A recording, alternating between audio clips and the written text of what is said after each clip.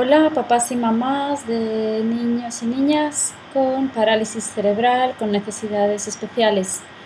Empezamos ahora nuestra charla sobre alimentación. Espero que os ayude y bueno, que nos sirva a todos para aprender cosas. Vamos a hacer un brevísimo repaso de lo que es la parálisis cerebral para situarnos, ¿vale? Sabemos que la padecen 1 de cada 300 o 500 niños, según las fuentes que se consulten, y va desde una monoplegia cuando está afectado solo un brazo hasta una cuadriplegia cuando están afectados los 4 miembros. No hay dos niños iguales y el grado de afectación es totalmente diferente en cada uno. Además, en función del tipo de afectación neuromuscular, podemos ir desde un niño hipotónico muy blandito hasta un niño muy espástico, pasando por fases intermedias, por otras situaciones diferentes o incluso una combinación de varias de estas afectaciones.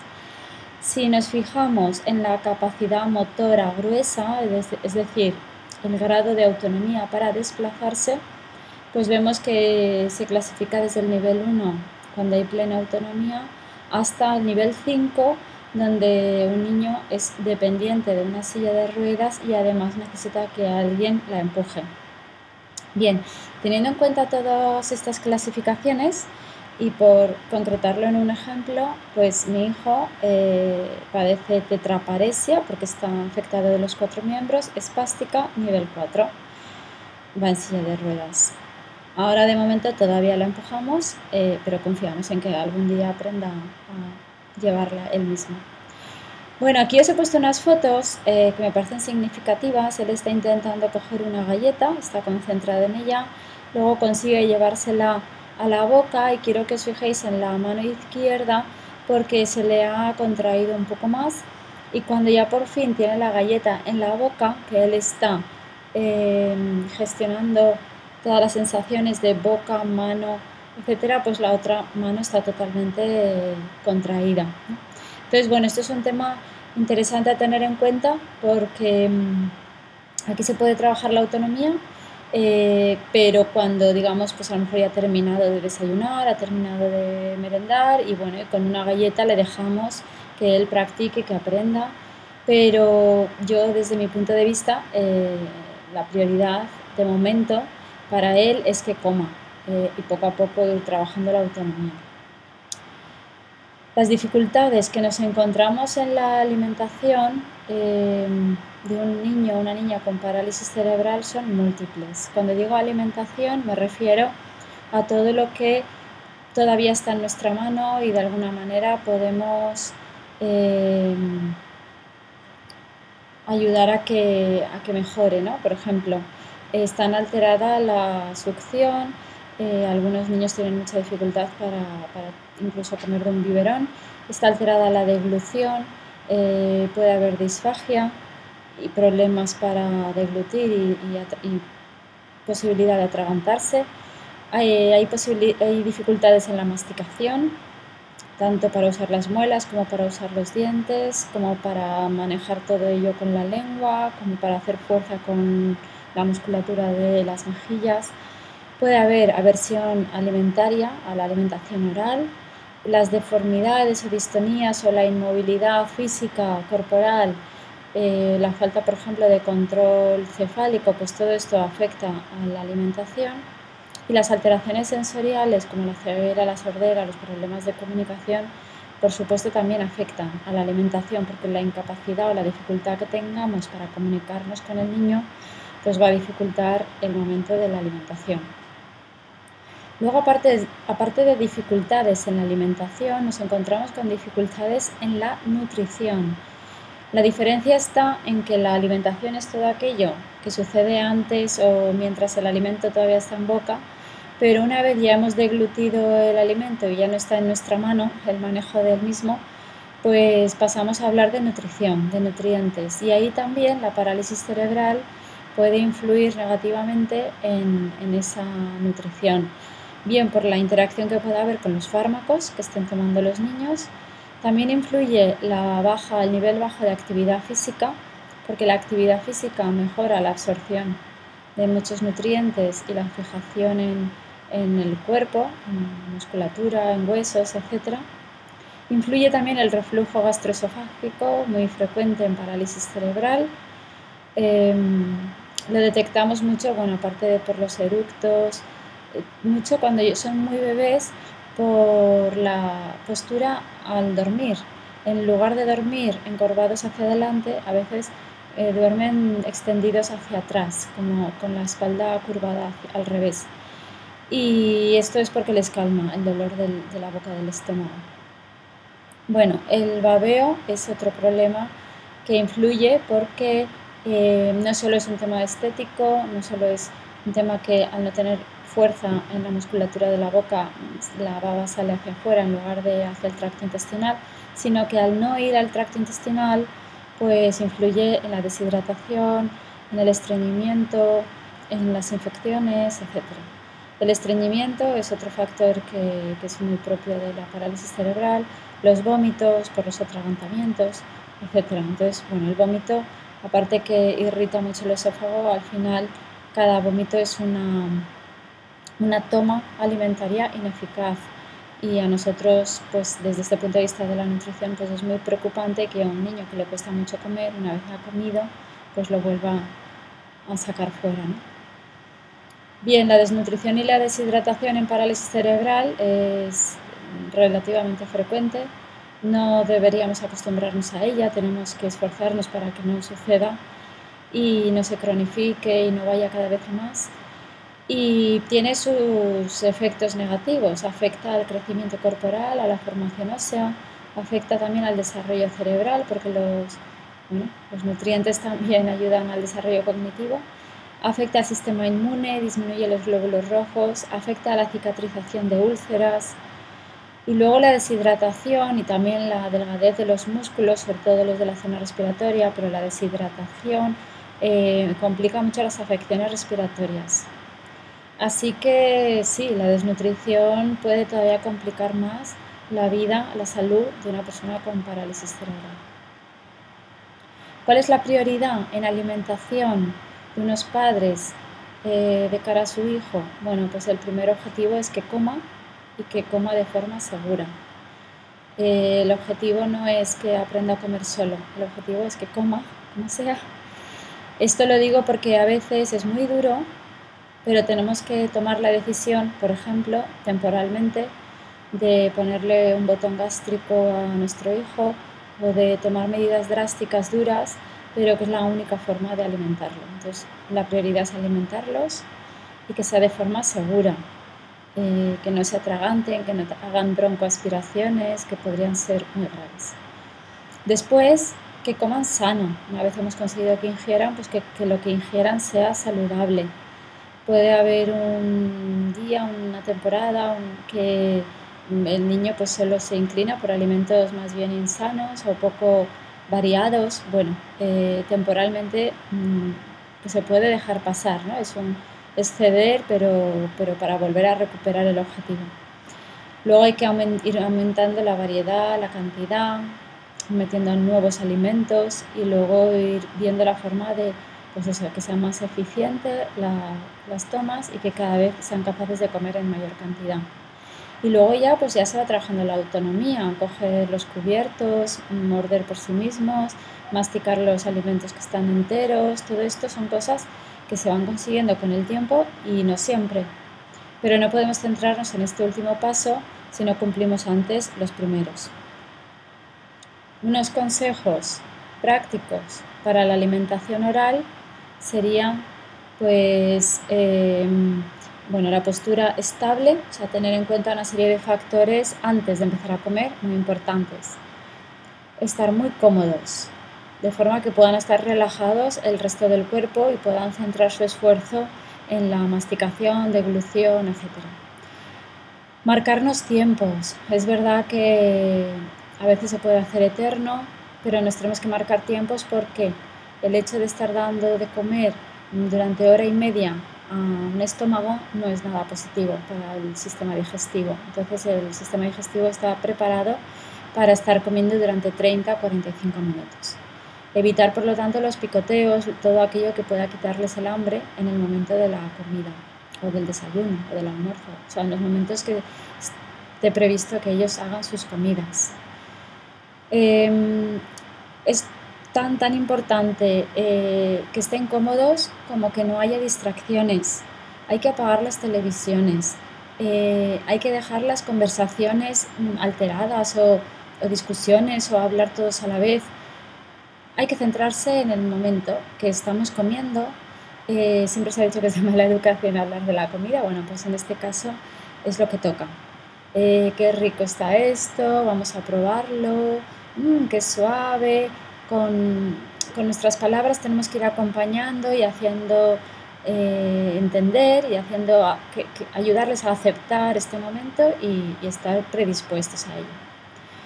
Una cosa que suele funcionar y que funciona no solo en niños con parálisis cerebral, también en personas con apetito muy bajo, personas también con enfermedades, pues un cáncer terminal, por ejemplo, tenemos el hábito de empezar por los alimentos líquidos, pues empiezo por la sopa, el puré y luego me paso a la carne, el pescado. Bueno, pues en este caso es muy práctico empezar por los alimentos sólidos. Es decir, voy a ir a darle del menú aquel alimento que es más nutritivo. Todos son nutritivos y todos son importantes. Y además hay que tomar de todos, ¿no? Porque no solo nos alimentamos de proteínas o solo de vegetales, hay que dar vegetales, me refiero bueno, también tienen proteínas, pero no me alimento solo de pan, o sea, hay que comer de todo. Pero a veces sí que interesa, sobre todo cuando hay épocas de apetito bajo, empezar por el sólido. Y limpiar al final, me refiero, este es un consejo bastante práctico, a que, bueno, los nenes con parálisis cerebral se ensucian mucho.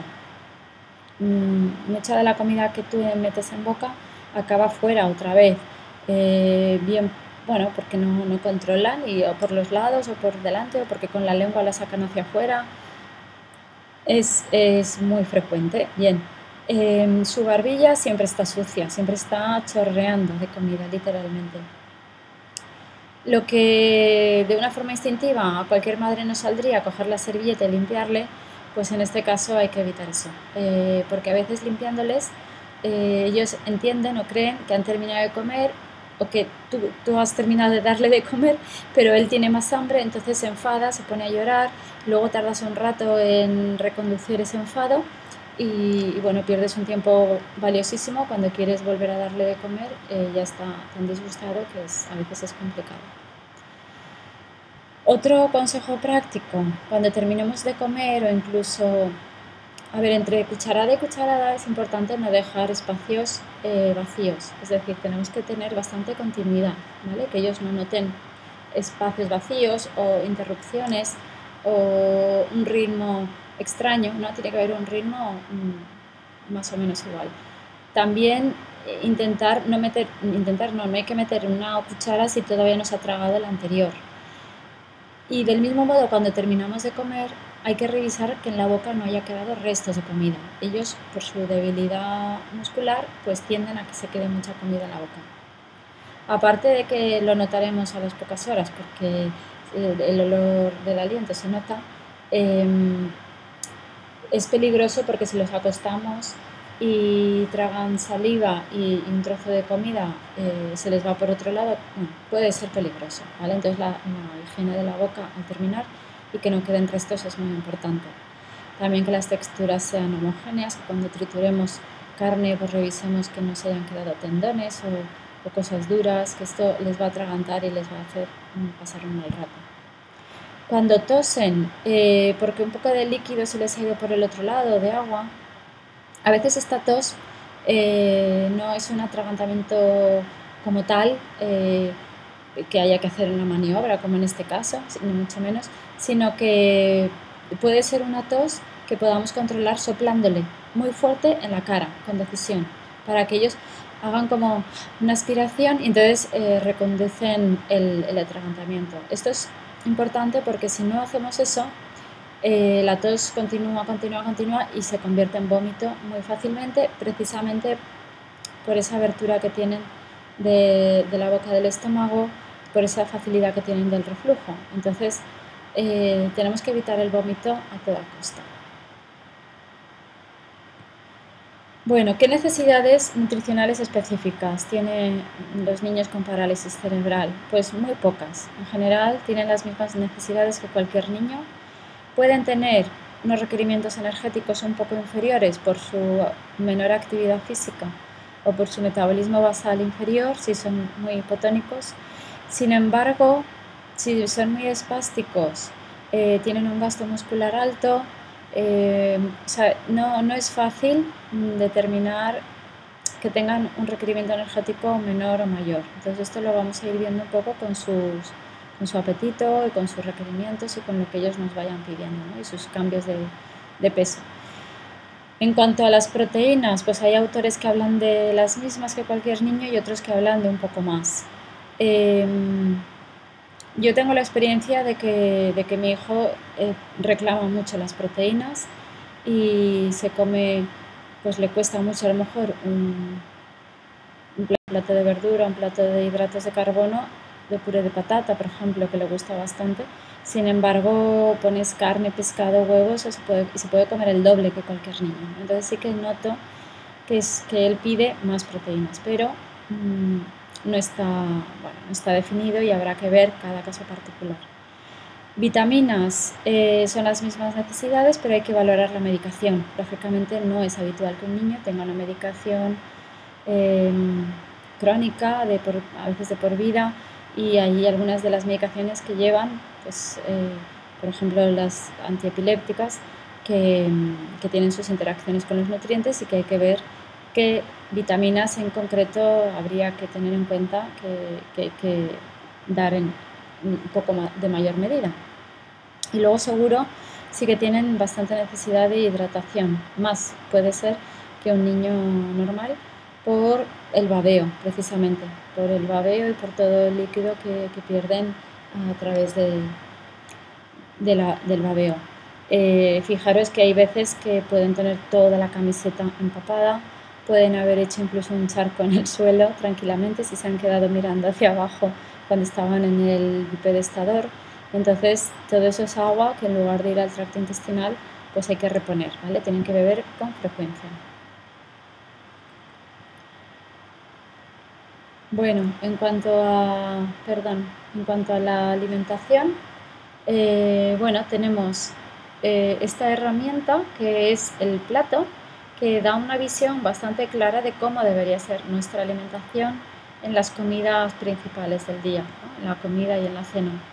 Pues debería haber una cuarta parte a base de granos, que serían pues el pan, el arroz, la pasta, pero también todos los granos que implican las alubias, las lentejas, los garbanzos, los guisantes, ¿no? Que también tienen mucha proteína, pero bueno, aquí los clasificamos como tipo de alimento y como granos pues estarían en esta parte también, ¿vale? En cuanto a pan, galletas, cereales, pues bueno, galletas y cereales de desayuno, los mínimos imprescindibles, sobre todo si son muy azucarados, si tienen chocolateado, si están...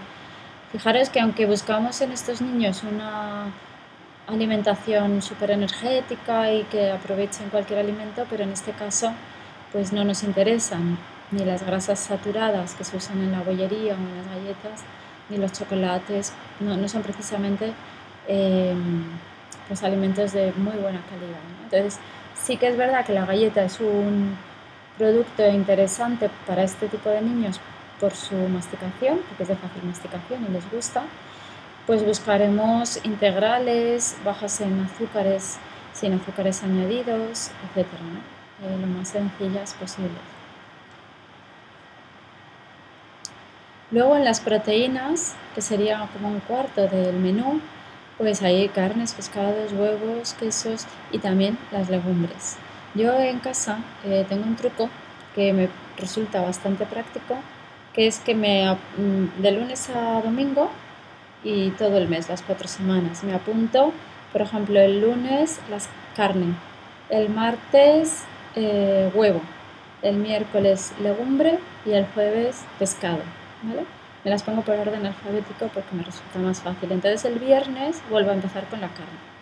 De esta forma, al final del mes, pues hay semanas que como carne 2 veces a la semana y hay semanas que solo como una vez, o pescados, o huevos, o legumbres. Sí que es verdad que hay días que me salen vegetales, ¿no? Pero bueno, tienen sus proteínas de origen vegetal. Creo que es una forma de variar bien las proteínas, de tenerlas bien equilibradas y de no abusar de las carnes y olvidarnos de los pescados y consumir legumbres de uvas a peras, ¿no? O sea que las legumbres, aparte de en este segundo plato, digamos, también no olvidemos que los podemos poner en el primero. Es decir, yo, por ejemplo, las legumbres las consumimos prácticamente a diario en casa. O sea, en los purés siempre hay un puñado de garbanzos o en la guarnición hay un puñado de guisantes. O sea que puede haber perfectamente proteínas como si dijéramos los primeros platos y en los segundos. Los vegetales, en el caso de estos nenes, es verdad que las hortalizas y las ensaladas crudas no van a tener ninguna facilidad para masticarlos, pero los podemos triturar. Sí que es interesante que coman crudos, ensaladas crudas, o lo que vendría a ser el gazpacho o un zumo de tomate, ¿vale? Tienen unos antioxidantes y unas propiedades que son interesantes cuando están en crudo, cuando se cocinan las pierden. Luego en las verduras cocinadas, pues que no solo hagamos el típico de patata, zanahoria, cebolla o patata, zanahoria, cebolla, calabacín. Es decir, tenemos que usar mucho las verduras de hoja verde, tienen muchas vitaminas que no tienen esas otras hortalizas. Les van a ayudar mucho en el estreñimiento. Bueno, en fin, la coliflor, por ejemplo, también, aunque es verdad que les va a dar muchos gases, pero esto es saludable al final, es interesante. Sugerencias: aguacate, plátano verde. Quedan muy bien en los purés, les dan una untuosidad y un sabor muy agradable.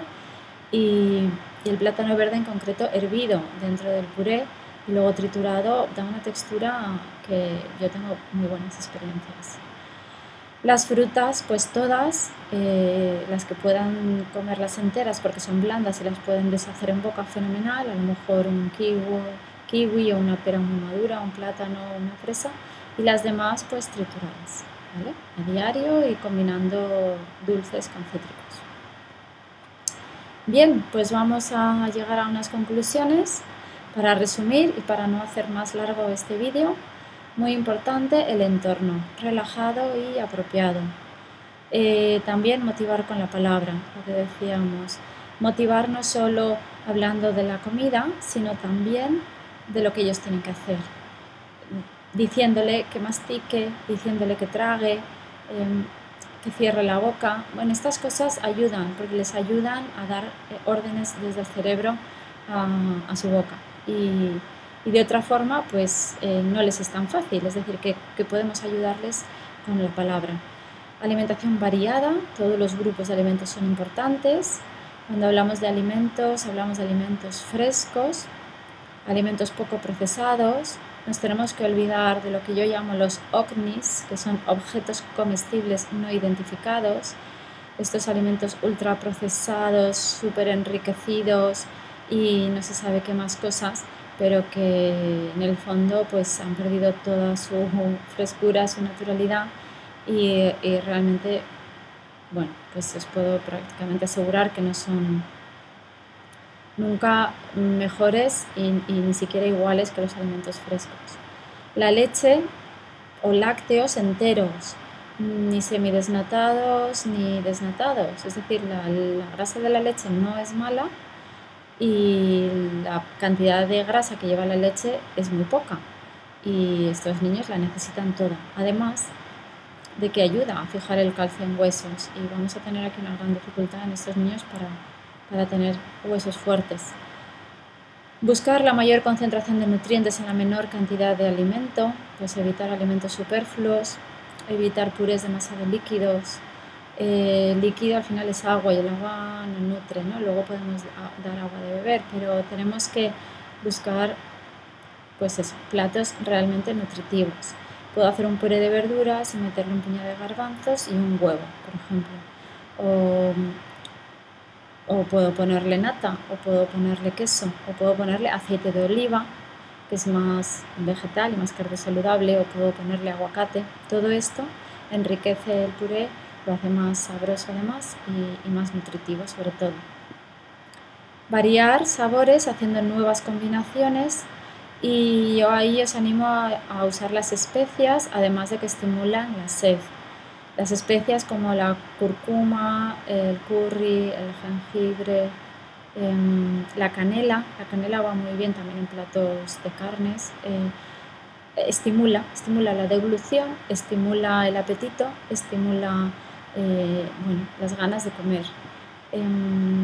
Y luego yo sí que me atrevo y me he atrevido desde muy pequeñito con los picantes. Es verdad que en casa tenemos un poco de cultura africana y, y bueno, allí se come con picantes en muchos sitios y bueno, en casa nos hemos atrevido pues porque por familia he visto que los niños, los bebés incluso allí los toman, ¿no? Entonces, bueno, pues me he atrevido y sí que es verdad que estimula muchísimo la sed. En los primeros años de vida con mi hijo tuvimos muchos problemas para beber. Se resistía mucho, no quería y pues era un problema. Pues muchas gracias por llegar al final y espero que os haya gustado y os haya resultado de interés y que nos veamos en el próximo vídeo. Muchas gracias.